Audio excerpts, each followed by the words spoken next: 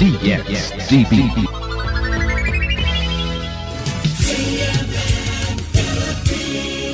Member, kapisanan ng mga broadcaster ng Pilipinas. Ang musunod nga tulumanon, usa ka binayran nga programa. Kung aduna kamoy reaksyon o ikatampo, i-address lamang sa Tigpasiugda. Daghang salamat.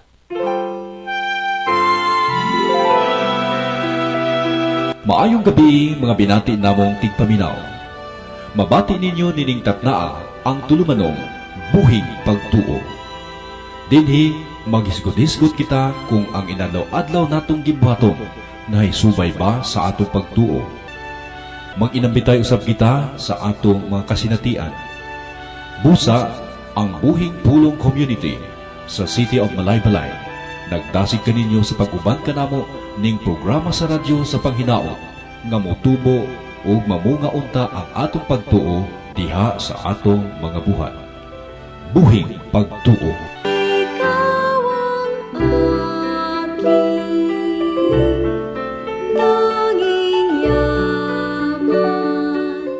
Maayong hapon mga igsuon ug sa tanang suking tigpaminaw ug viewers maparadyo man o sa internet. Ani ana usab kita karon sa atong programa na ang Buhing Pagtuo. Nagipasiugdahan sa ang Buhing Pulong Community. Tuguti ako sa pag-greet kanatong tanan nga Happy Epiphany and Happy New Year labi na sa tibuok nga membro ug sa among leader diha sa ang Buhing Pulong Community. Isip pagsugod sa atong bagong tuig na 2026, atong ipadayon ang pagsangyaw sa maayong balita. Bisan pa man nag-cut off, air o broadcast ang atong DXDB radio station alang sa ilang Christmas party, pero magpadayon kita sa atong episode. Tungod kay nanunguha kita na si Hesukristo mao ang atong sungbanan, mao atong kahayag umulandag sa atong kinabuhi. Busa, itang tanan karon, angay moduol, maminaw kaniya, ug puy-an nato sa kinabuhi ang iyang mga pulong kanatong mga Katoliko ug magtutuo ni Kristo. Kini ang inyong igsuon sa pagtuo, Brother Ryan Chris Sandugan, uban sa atong igsuon na si Brother Jonas Udtuhan ug si Brother Jason Seriales na kanunay nato kauban niining programa. But before nato sugdan ang tanan, mag-ampo una kita. Sa ngalan sa Amahan, sa Anak, sa Espiritu Santo. Amen. May gugmaon o gamhanang Amahan, nagatigong kami sa imong presensya, aron mamalandong sa misteryo sa imong pagkatao. Samtang nagpanaw kita sa panahon sa Epipanya, gihandom nato ang pagbisita sa mga mago, kinsa mibiyahe, gikan sa lagyong dapit, aron sa paghatag o pasidungog sa bag-ong nataw nga hari. Hinaot sa ilang pagpanaw, magdasig kanato sa pagpangita, uban kanimo sa sinsero na kasing-kasing, ug dili matarog nga pagtuo. Langit nung Amahan, kami na malandong sa panaw sa mga mago, kinsa misunod sa bituon, nga mitultol kanila, ngadto sa batang Hesus. Sa ilang panaw, may usa ka hugot nga pagtuo, paglahutay, ug paglaom. Sama nga nagdala sila sa mga gasa nga bulawan, insenso ug mira. Among gidala usab sa imong atubangan ang among mga kasing-kasing, hunahuna ug espiritu. Kami nagampo alang sa kaalam sa pag-ila sa mga timailan sa nagdala kanamo nga mas duol kanimo. Ihatag kanamo ang pagkamalahutayong sa pagsunod sa imong giya, bisan kung ang dalan dili sigurado. Puna ang among mga kasing-kasing sa paglaom, sa pagkahibalo nga ikaw uban kanamo sa mataglakang sa dalan. Samtang kami mamalandong sa mga gasa sa mga mago, kami naghalad kanimo sa among kaugalingon nga gasa, ang bulawan sa among gugma, ang insenso sa among mga pag-ampo, ug ang mira sa pag-antos among ihalad. Hinaot nga kining mga halad makapahimuot sa imong pananaw ug makahatag og himaya sa imong pangalan. Ginoong Hesus, ikaw ang kahayag sa kalibutan nga nagdanag sa kangit-ngit sa among kinabuhi.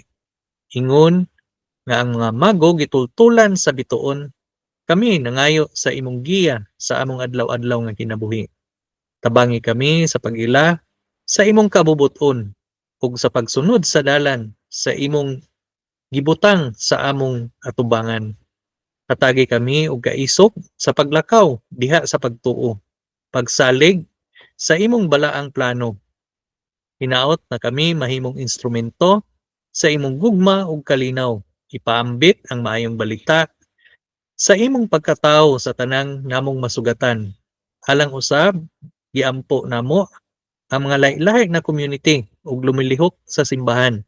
Ilabi na ang Buhing Pulong Community gikan sa among senior coordinator na si Brother Buboy Tulang, sa mga district coordinators, mga MWG leaders, ug mga leaders sa mga lahi-lahi na community services na imo silang giyahan, grasyahan o gihatag kanila ang ilang gikinahanglan aron mo padayon sa pagserbisyo kanimo Ginoo. Kini among gipangayo pinaagi kang Kristo among Ginoo nga buhi ug hari uban kanimo ug sa Espiritu Santo usa ka Dios hangtod sa kahangturan. Amen. Sa ngalan sa Amahan, sa Anak, sa Espiritu Santo. Amen. Ug magpadayon kita sa atong programa sa dili madugay, atong pagabasahon ang Ebanghelyo para sa ugmang adlaw puhon sa Domingo ug kini atong pamalandungan ug pagaambitan. But before ni ana, tuguti ako sa paghatag og gamay na impormasyon. Kabahin unsa kining kapistahan sa santo o sa simbahan nagisaulog karong Enero 4. Ugma puhon ang atong simbahang Katoliko nagsaulog sa Solemnity of Epiphany of the Lord na ilan usab na Three Kings. Kini nga kapistahan naghandom sa pagduaw sa mga mago sa Batang Hesus, nagsimbolo sa pagpadayag ni Kristo ngadto sa mga hintile. Mga basahon aning Domingo sa Epipanya. Diha sa unang pagbasa gikan sa sulat ni Isaias diin ang propeta nag-awhag sa Jerusalem nga mobangon ug mosidlak kay ang kahayag sa Dios miabot na. Ang mga nasod ug ang mga hari muduol sa kahayag sa Ginoo ug ang katawhan mapuno sa kalipay ug kadagaya. Nagpasabot kini na ang kahayag sa Dios dili lamang sa usa ka nasod kundi alang sa tanang katawhan. Sa atong salmo responsoryo nagikan sa Salmo 72. Ang salmo nag-awit bahin sa hari nga matarong nga magdala og hustisya, kalinaw ug panalangin. Ang tanang nasod mosimba kaniya. Ang Mesiyas mao ang hari nga magmando uban ang hustisya ug kaluoy. Ug diha sa ikaduhang pagbasa gikan sa sulat ni Efeso, diin si San Pablo nagpasabot nga ang tinago sa Dios karon napadayag na. Ang mga dili Hudiyo kabahin nasasaad sa kaluwasan pinaagi kang Kristo. Kini nagpasabot nga ang kaluwasan sa Dios bukas ug gihatag sa tanang katawhan. Ug sa atong ebanghelyo gikan sa sulat ni Mateo kapitulo 2 bersikulo 1 ngadto sa 12. Ang kamahinungdanon sa pagsaulog aning Epipanya. Ang Epipanya usa ka mahinungdanon na kapistahan sa simbahang Katoliko. Tungod kay kini nagpasiugda sa pagpadayag ni Hesukristo sa kalibutan. Kini nagtimaan sa higayon na dihang si Kristo gipadayag dili lamang sa mga Hudiyo kundi ngadto sa mga Hentil nga girepresentahan sa mga mago. Kini nga panghitabo nagpasiugda sa universal nga kinaiyahan sa misyon ni Kristo ug sa pagka-inclusivity sa iyang mensahe. Ang Epipanya nagpasiugda sa pagpadayag ni Hesus ingon nga manluluwas sa kalibutan. Dili lamang alang sa Hudiyo, apan alang sa tanan na mga tao. Ang kapistahan naglakip sa espesyal nga sa liturhikanon nga mga pagbasa, mga pagampo ug mga himno nga nagpunting sa mga tema sa pagpadayag, kahayag ug ang universal nga tawag sa pagsunod kang Kristo. Hinaot na nakadugang kini na kahibalo kaninyo aron maila kining santo o gisaulog nga kapistahan sa simbahan karon Domingo. O karon mga igsuon, atong pagabasahon ang Ebanghelyo, pamalandungan kini og pagaambitan ang mensahe sa gugma ug panagiusan na iyang gidala kanato. Pagbasa sumala ni San Mateo kapitulo 2 bersikulo 1 ngadto sa 12. Natawo si Hesus sa lungsod sa Bethlehem, sa lalawigan sa Judea, sa panahon nga naghari si Herodes. Unya may mga tao nga may kaalam bahin sa mga bituon nga nangabot sa Jerusalem gikan sa sidlakan ug nangutana, hain man ang bata nga natawo nga maoy mahimong hari sa mga Hudiyo. Nakita namo ang bituon nga nagpahibalo sa iyang pagkatawo sa pagsubang niini didto sa sidlakan ug muanhi kami aron pagsimba kaniya. Sa pagkahibalo ni Herodes niini, wala siya nahimutang ingon man ang tibuok Jerusalem. Gitigom niya ang kadagkuhan sa mga pari ug ang mga magtutudlo sa balaod ug gipangutanan niya sila, asa man mataw ang Mesiyas. Sila mitubag sa lungsod sa Bethlehem sa Judea. Mao kini ang giingon sa Dios nga gisulat sa mga propeta. Ikaw, Bethlehem, nga yuta sa Judea, dili ka labing ubos, nga dagkong lungsod sa Juda. Kay magikan kanimo ang usa ka pangulo nga maoy magmando sa akong katawhan ang Israel. Busa gipatawag ni Herodes sa hilom ang mga maalamong bisita nga gikan sa sidlakan. Iyang nasayran gikan kanila ang untop nga takna sa pagsubang sa bituon. Unya gipaadto niya sila sa Bethlehem nga nag-ingon, lakaw kamo ug pangitaa pag-ayo ang bata ug kung makaplagan na ninyo siya, pahibaga ako aron moadto ug mosimba usab ako kaniya. Human nila paminawa ang hari, milakaw sila. Sa didto na sila sa dalan, nakita nila pag-usab ang bituon nga nakit-an nila sa sidlakan. Dako kaayo ang ilang kalipay sa pagkakita nila sa bituon. Ug naguna kini kanila hangtod nga miabot kini ug mihunong sa tungod gayod sa nahimutangan sa bata. Unya misulod sila sa balay ug nakita nila ang bata uban sa iyang inahan nga si Maria. Nangluhod sila ug misimba sa bata. Unya giablihan nila ang ilang mga gasa ug mihalad sila kaniyag bulawan, insenso ug mira.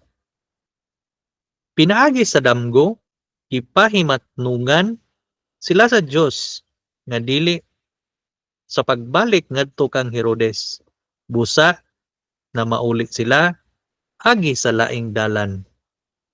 Ang Ebanghelyo sa Ginoo. Daygon ikaw o Kristo. Ug karon atong pamalandungan ug pag-aambitan ang balaang pulong sa Dios.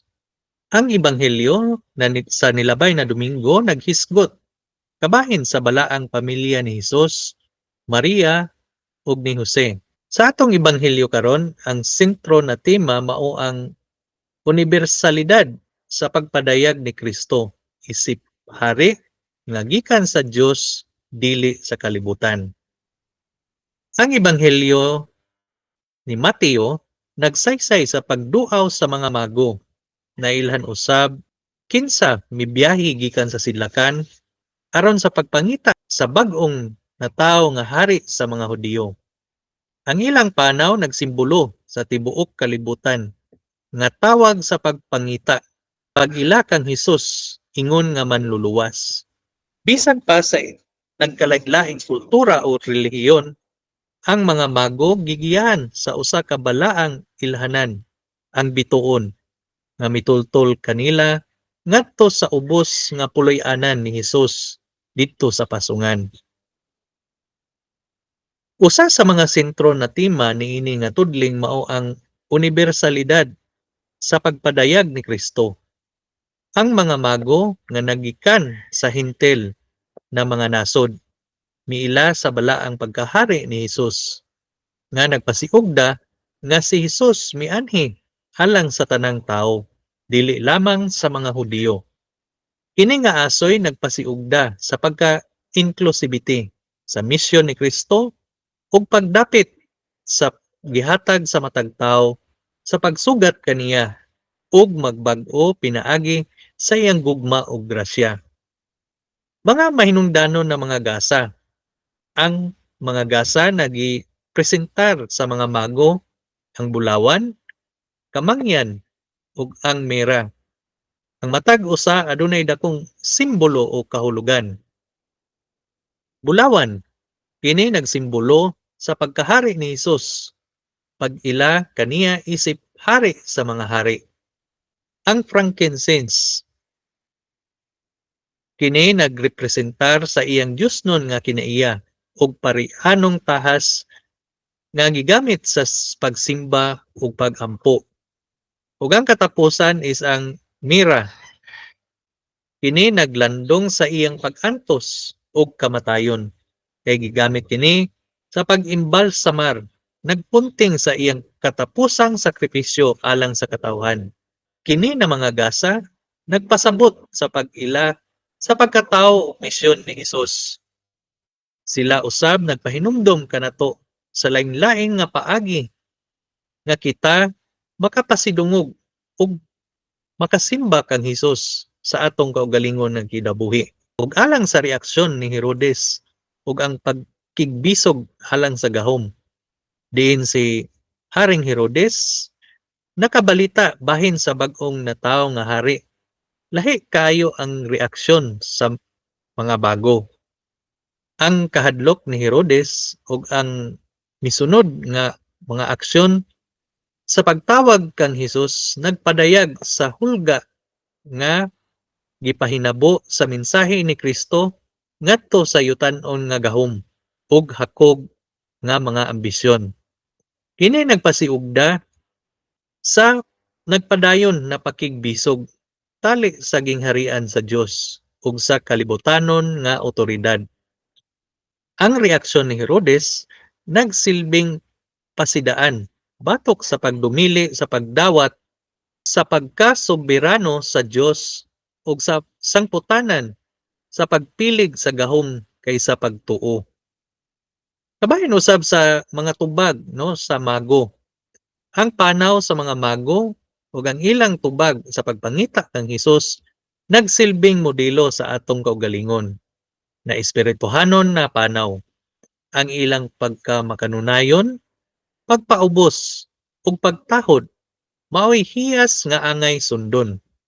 Sila tinagdanon sa mga ilhanan, andam na musugod sa usa ka tahas nga walay kasiguruan nga panaw. Ug sa katapusan ang ilang gitanyag, ang ilang labing maayo ngadto kang Hesus.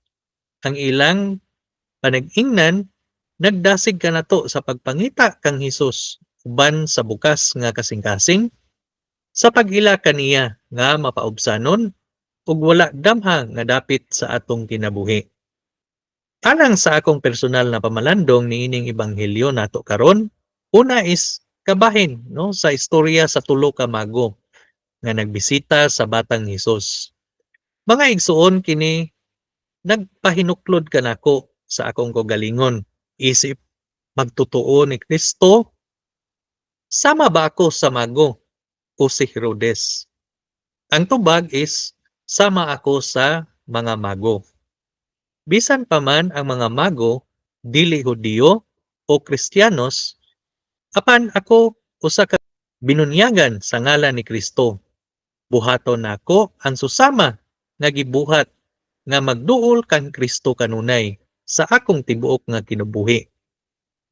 Gidawat nako na ako usa ka makasasala ug dili sa perpekto nga tawo o amahan. Nasigpiyat ug adunay mga kahuyang. Apan nito ako na si Kristo maong akong kahayag ug ako moduol kaniya sa tanang panahon o estado sa akong kinabuhi. Sama sa tulo ka mago, nagbiyahe ug nagikan pa sa halayo na dapit. Akong na-imagine ang kakapoy sa pagbiyahe, ang kalisod na nasinati, sama sa kainit ug uban pa na mga external factors. Lakip na ang ilang pagkahimamat ni Herodes na adunay dautan na tinguha kang Hesus. Ug ang uban pa na mga challenges na ilang nasinati diha sa pagbiyahe. Busa na malandong ko sa akong kaugalingon na sa atong kinabuhi na mauusab ang akong nasinati diha sa panaw sa akong kaugalingon isip usa ka Kristiyanos. Pero sama sa mga mago, ang bituon na hayag mao ang ilang sumbanan o guide aron makita ang batang Hesus. Ako usab ang pulong nga gikan sa Juan kapitulo 8 bersikulo 12 diin si Kristo nagaingon, ako mao ang kahayag sa kalibutan. Ang mosunod nga nako dili na maglakaw sa kangitngit kundili makabaton sa kahayag sa kinabuhi. Kini na pulong maoy akong sumbanan ug gipuy-an sa akong kinabuhi. Bisan pa man sa unsang kalisod nga akong sagubangon sa akong pagtuo ni Hesus, magpabilin akong dako na pagsalig diha kaniya. Kay sa tinuod lang mga igsuon sa atong panaw sa pagtuo ni Kristo sa adlaw-adlaw ug sa umaabot ba, ana usab diha ang sama ni Herodes nga adunay daotang plano sa atong kaluwasan na gusto gayud gub-on o dauton ang atong relasyon diha kang Kristo. Pinaagi sa pahistorya na bakak. Mga kalibutanhon na mga butang sama sa bahandi, otoridad ug gahom diin mao kini ang hinungdan na dili na kita mosalig sa Dios kay anaa na kunuhay ang tanan sa atoa. Kay nahisulat man diya sa unang sulat ni Pedro kapitulo 5 bersikulo 8 nga nagaingon, pagbantay kamo ug pagmata kay ang inyong kaaway nga ang yawa naglibot-libot sama sa nagngul-ob nga leon.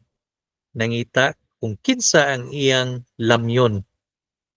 Ug diha usab sa Juan kapitulo 8 bersikulo 44, siya usa ka mamumuno sukad pa sa sinugdanan ug walay nagpabilin sa kamatuoran.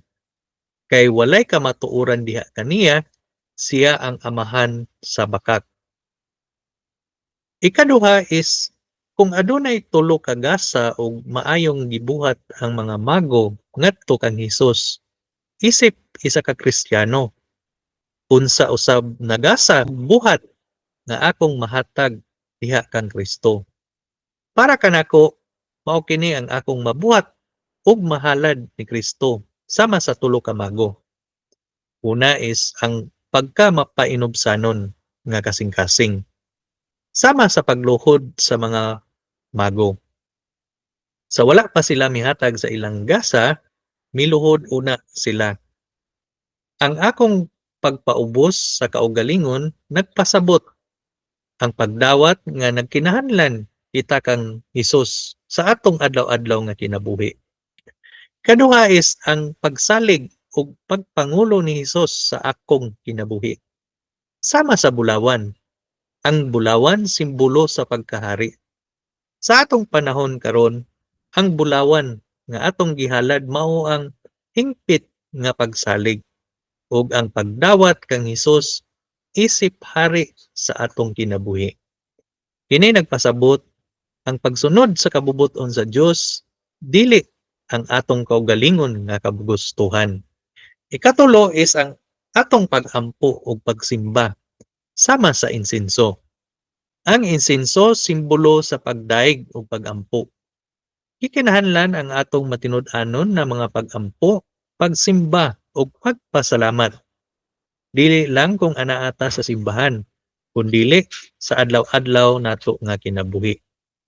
Ug ang ikaupat is ang atong pag-antos ug pagkamapasensiyahon. Sama usab gihapon sa mira. Ang mira simbolo sa pag-antos ug pagsakripisyo. Pag-antos ng atong ihalad sa Dios ug buhaton ang dakong pagpasensya. Sakripisyo sa atong pamilya ug para sa kaayuhan sa uban natong igsuon. Ang pagpangayo ug ang paghatag sa pagbasaylo ug pagdala sa atong krus matag adlaw alang kang Kristo.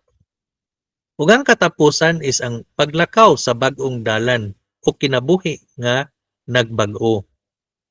Human sa pagbisita ug pagkahimamat sa batang Hesus, ang mga mago miuli sa laing dalan ug wala mibalik kang Herodes.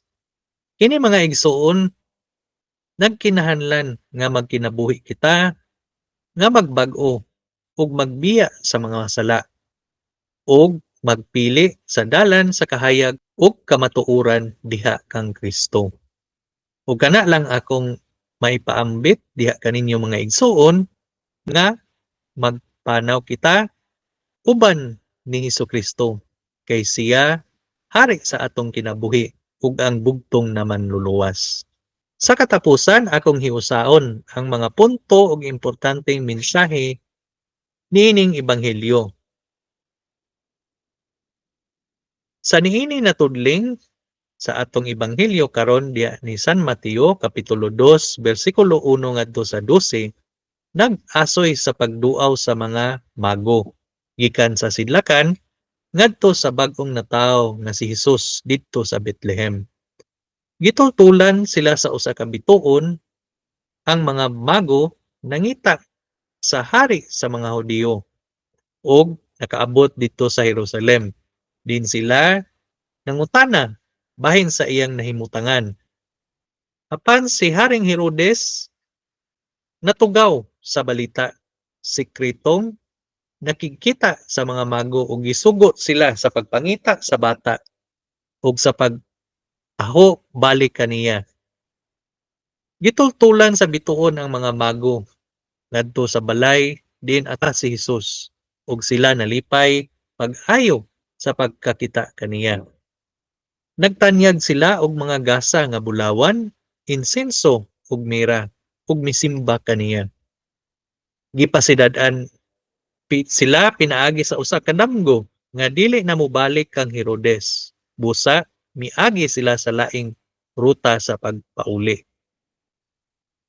Ang Mateo kapitulo 2 bersikulo 1 ngadto sa 12 nag-agda kanato sa pagpamalandong sa unibersalidad nga pagpadayag ni Kristo ug sa personal nga panaw sa pagtuo.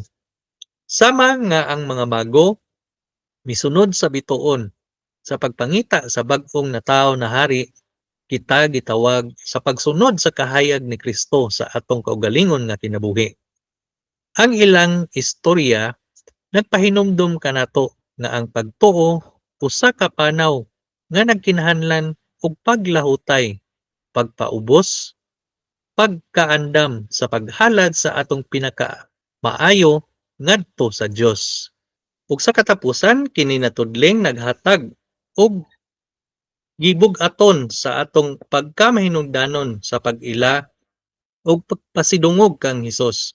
Ingon nga balaang hari, ang istorya sa mga mago nagdapit kanato sa pagpamalandong sa atong kaugalingon na espirituhanong pagpanaw ug sa atong tubag sa pagpadayag ni Kristo sa atong kinabuhi. Sa atong pagsaulog niining Epipanya, hinaot nga kita madasig sa pagpangita kang Hesus uban sa sinsero na kasing-kasing ug pag-ila sa iyang presensya sa atong adlaw-adlaw nga kinabuhi. Ug dinhi na lang kita kutob mga igsuon ug magpasalamat kami sa tigdumala sa atong DXDB radio station, technical staff ug sa atong mga suking tigpaminaw ug tigtanaw diha sa FB Live. Salamat usab sa atong mga lideres diha sa ang Buhing Pulong community ug sa tanang membro niini. Uban sa atong igsuon na si Brother Jonas Untuhan ug si Brother Jason Seriales ug kini ang inyong igsuon na si Brother Ryan Chris Handugan, Kami mapasalamaton sa inyong makununayong pagpaminaw o pag-uban kanamo diha sa radyo or sa Facebook. Kami manamilit og moingon, maayong hapon kanatong tanan, ug sugaton nato ang tuig sa 2026 nga malipayon ug puno sa pagtuo ni Hesukristo. Thank you ug dalaygon ang Dios.